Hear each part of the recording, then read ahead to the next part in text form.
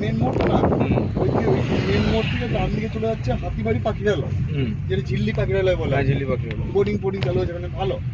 হ্যাঁ, ওই ডান দিকে ওই হাতিবাড়ি পাখিরালয়। আর ওইখান থেকে যে রাস্তাটা সোজা চলে যাচ্ছে ওটা তপবন আর রামেশ্বর। তপবন আর রামেশ্বর একই, মানে ওই একই লাইনে।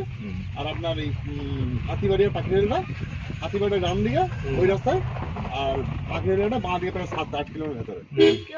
গেছে ছাগলটা গেছে, ওই গেছে সামনে আছে।